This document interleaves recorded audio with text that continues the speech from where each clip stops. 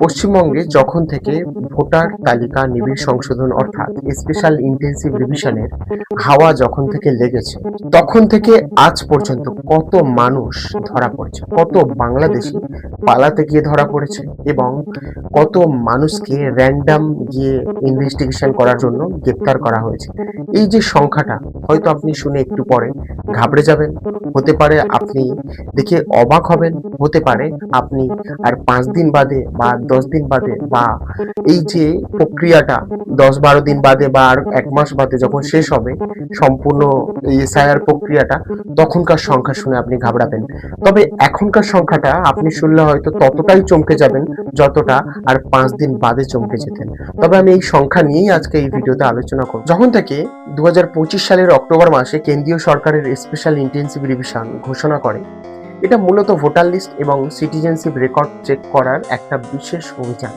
আর এর উদ্দেশ্য অবৈধ অভিবাসীদের শনাক্ত করা, যারা বাইরে থেকে এসে আছে চুপিচাপি। এই ঘোষণার পর থেকে অনেকের মধ্যে ভয় ছড়িয়ে পড়ে, বিশেষ করে যারা সন্দেহজনক ডকুমেন্ট নিয়ে থাকে। সংখ্যায় আসে 2025 সালের অক্টোবর থেকে নভেম্বরের 5 তারিখ পর্যন্ত এই স্পেশাল রিভিশনের সময়কালে সারা ভারতে অবৈধ বাংলাদেশি অভিবাসী হিসেবে মোট 5,247 জন গ্রেপ্তার হয়েছে। মানে বুঝতে পারছেন, 5,247 জনের মধ্যে 2,896 জন শুধুমাত্র পশ্চিমবঙ্গ থেকে। এটা কি খুব কম সংখ্যক আপনি ভাবছেন?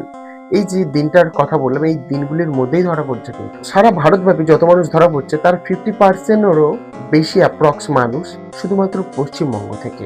প্রথমত কেন্দ্রীয় হোম মিনিস্ট্রির অফিসিয়াল রিপোর্ট অনুসারে, যা 2025 সালের নভেম্বর 3 তারিখে পাবলিশ হয়েছে, সারা দেশে এই সময়ে 5,247 জন অবৈধ অভিবাসী শনাক্ত এবং গ্রেপ্তার হয়েছে।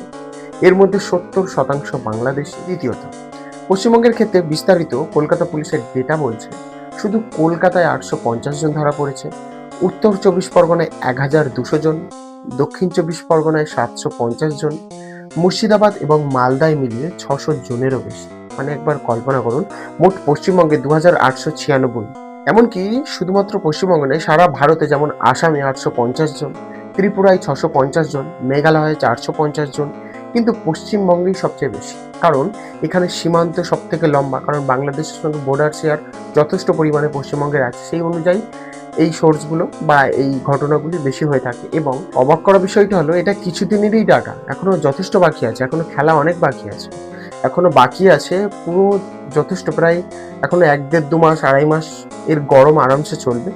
সেই সব দিনগুলোতে কত সংখ্যক বাড়াবে এটা একদম কল্পনা করা যায় না কোনোভাবে। কারণ অনেকে ভয়ে পালাচ্ছে, অনেকের এমনি ধরা পড়ে যাচ্ছে, অনেকে পরিবারের সামনে বা আশেপাশে গ্রাম অঞ্চলে মানুষরাই কমপ্লেন যখন করছে তখন ধরা পড়ছে। তো এর যে সংখ্যাগুলো এখন প্রায় 55% যা ধরা পড়ছে, 55% পশ্চিমবঙ্গ থেকে।